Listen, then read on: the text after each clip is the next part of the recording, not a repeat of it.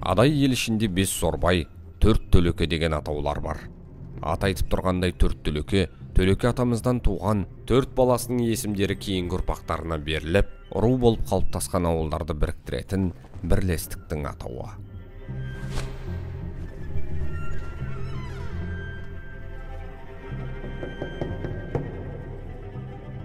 Төлекенің әуелгі алған әйелі Қарақалпақ қызы енесінің, яғни Зорбайдың кемпірінің қысымына шыдай алмай, Қамыспайын тастап төркініне кетіпті дейді.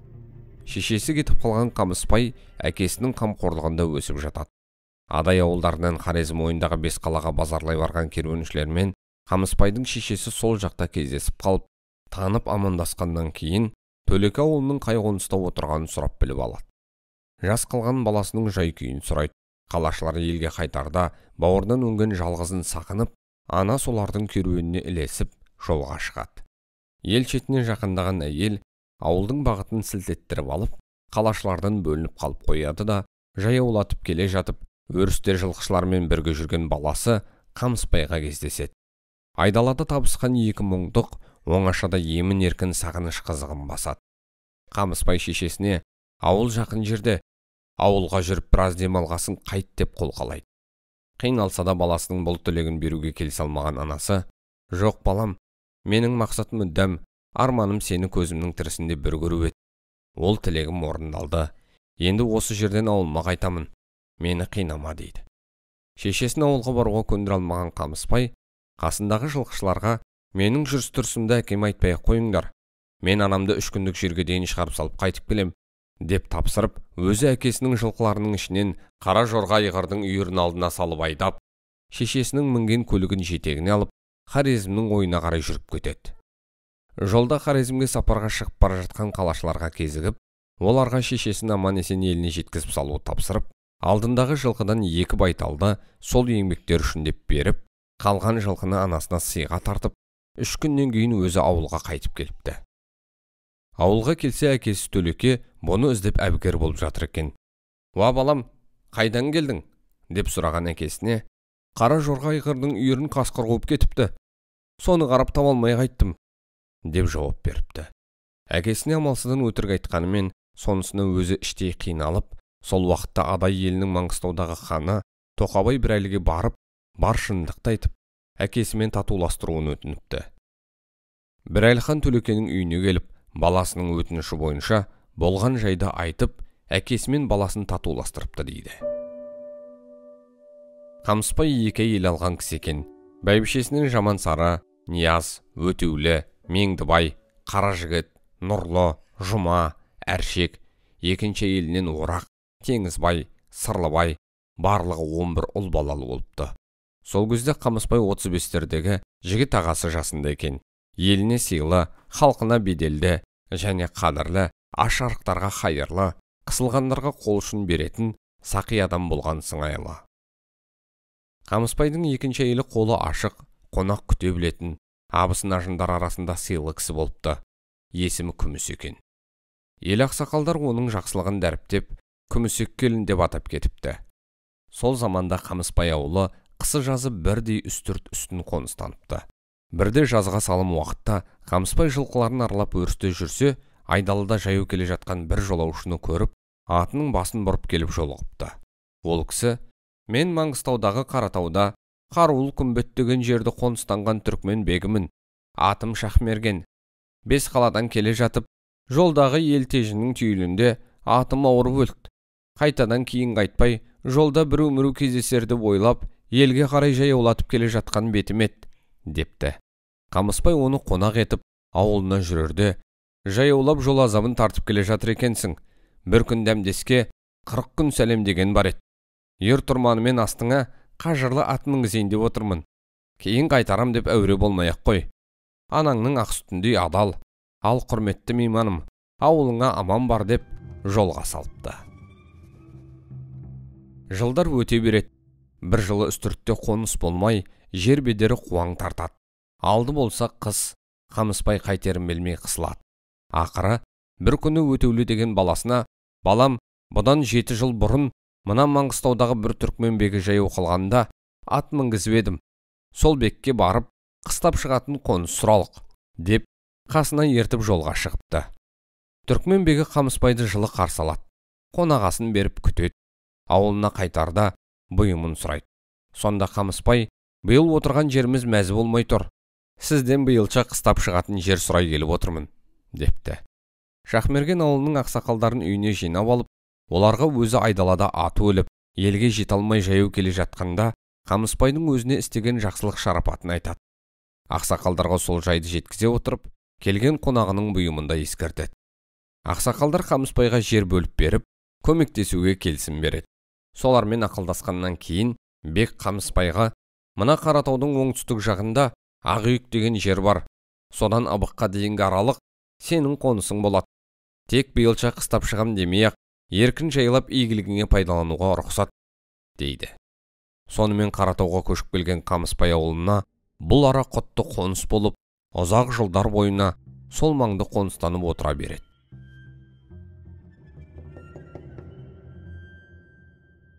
Қамысбай ауылы көбінесе Қаратаудың түстік бетіндегі Қарақұдық, Шоң мен Ондының алдыңғы жағындағы дөңде отырады екен. Бірде Қамысбай баласы Қаражігіт түстік қайтуында Ақүйектегі жылқыларды көздей шығып, жолда қалың тұман түсіп кетеді де, бағытынан адасып, қайта-қайта таспен қоршаған айдаладағы жалғыз моланың үстінен шыға беріпті. «Япырмай, мына жерге айналып келе бердім-ау», деп таңданған Қаражігіт тұман ашылмай ауылды табалмасын сезіп, атын тұсап, өзі моланың ығына жантайып жата кетеді. Көзі ілініп кеткен екен, түсінде үлкен де ақсақал кісі көрініп: «Шырағым, маған бала боларсың», дейді де тұсынан өте береді. Ояна кетсе тұманда ашылып, анадай жерде отырған ауылды да көреді. Атына мініп ауылына келеді. Әкесіне адасып жүріп, бір ескілікті моланың қасында жатып, көрген түсін айтады. Қамысбай баласына: «Шырағым, неғылар дейсің? Қорыққанға қос көрінеді деген ғой. Айдалада адасып қалғасын, көңіліңе қорқыныш енген болар», деп елеусіз айта салыпты. Қамысбай ата ілгерінің болжайтын кісі екен, өзі сынықшылықтан да құр болмапты. Сол уақытта Маңғыстауда бір үлкен ас берілетін болып, аламан бәйге өтетіні хабарланыпты. Сол кезде Қамысбай үйінде науқастанып жатыр екен. Бұл ауылдан бәйгеге қосуға жарамды ат табылмай жатқан құлағы шалып қалған Қамысбай үлкен ұлы Жамансарыны шақыртып алып: «Осы орақтың Қызылсары аты қайда жүр?» деп сұрапты. Жамансары: «Сіздің үйдің қойшысы мініп жүр», деп жауап беріпті. «Ендеше жедел баптап, сол атты аламан бәйгеге қосыңдар», депті әкесі. «Әкәу, қойға мініп жүрген жаман жабыдан бәйге аты шығушы ме еді? Бос әуреге қалып не қыламыз?» дейді Жамансары. «Шығады, қозылы қойларды шашау шығармай, ауылға жолатпай жүргенін көргенмін», депті Қамысбай. Сарықызыл атты жаратып, одан жүйрік шығатынына сенбесе де, әке тапсырмасын қалт етіп көрмеген балалары атты қойшының астынан босаттырып, баптап жарыта бастайды. Бір жұмадан кейін сарықызыл ат кәдімгі адамша күрк-күрк жөтеліп, шаңды қақыр құсыпты. Астағы аламанда орақтың сарықызыл аты алдымен келіп, бас бәйге алыпты. Қамысбайдың балалары жазда арқаның көкжарына, қысқа қарай Қожелінің бес қаласына, айтулы жеті нармен базаршылап қайтады екен. Сонда әлгі нарлардың әр қайсысына 20 пұттан жүк артатын көрінеді, деп таңданысады үлкендер. Қамысбайдың өзі Ескелді Бердалы батырмен қатар өмір сүрген адам екен, дейді Нұралыұлы Үбән қарт. Екеуі бір-біріне қатты әзіл айтқандармен өте сыйласқан, көңілі тату адамдар болыпты. Үбән қарттың айтуына қарағанда, Қамысбай 60 жасында Абықта қыс айының ішінде қайтыс болады. Сол заманда адайдың белгілі адамдары жер ортасы болып саналатын үстірттегі Сейсен ата қауымына жеткізіліп, жерленеді екен. Қамысбайдың балалары да әкесінің өсиеті бойынша оның сүйегін атақты жеті нарға кезек-кезек арттырып, Сейсен атадағы тумаластары Қожанасыр байдың қасына жерлемек болып жолға шығады. Жолда баяғы Қаражігіт қайта-қайта адасып жүріп тап болған, қасында жатып түс көрген, айналасы таспен қоршалған жалғыз моланың тұсына келгенде, мәйітті артып келе жатқан нар жерге шөгіп жата кетіпті. Оны тартып, ұрып тұрғыза алмаған адамдар басқа нарды шөгеріп, өлденен соған артып, енді тұрғызайын десе, ол да орнынан тапжылмапты.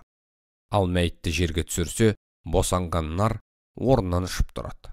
Сөйтіп жеті нардың қайсына да сүйекті артса, бәрі де құдды бір-бірімен уәделесіп қойғандай орындарынан қозғалмайды. Осылай адамдар айран асыр қалып тұрғанда, Қамысбайдың қара жігіті өзінің ертеректе осы молаға қатысты басынан өткендер мен түсін әкесінің айтқан есіне түсіріп, әкеме топырақ осы жерден бұйырып тұрған шығар, осы жерге жерлейік деген екен. Өлікті жерге түсіріп қояды да, бұлар қабір қазуға кіріседі. Бұлар мәйітті лақатқа салып, енді топырақпен көміп жатқанда, құбыла беттен есекке мінген бір түрікмен ақсақалы келіп, ол да топырақ салысыпты. Қамысбайды жерлеп болып, бұлар ауылға қайтуға жиналғанда, әлгі шал, бұл жерде қазақтың бірінші жерленуі. Енді бұл араны сендер, қазақтар жайлайды екенсіңдер, деген көрінеді. Қамысбайдың сүйегін артқан жеті нарды, ауылға барғасын балалары әкесінің түрлі қаделеріне сойып жатып, үлкендердің баталарын алған көрінеді. Қамысбай жерленгеннен кейін, жасшыға ел арқаға көшерде, балалары әкесіне там салдыру үшін белгілі шебер өз туыстары Дорал ұлы Жылқыбайға суық күзде ел арқадан құлағанда әкеміздің тамын салып бітіріп қоярсың, деп жайлауға көшіп кетіпті. Айтқандай күзде Қамысбай атаның үлкен күмбезді қара тамы дайын болыпты.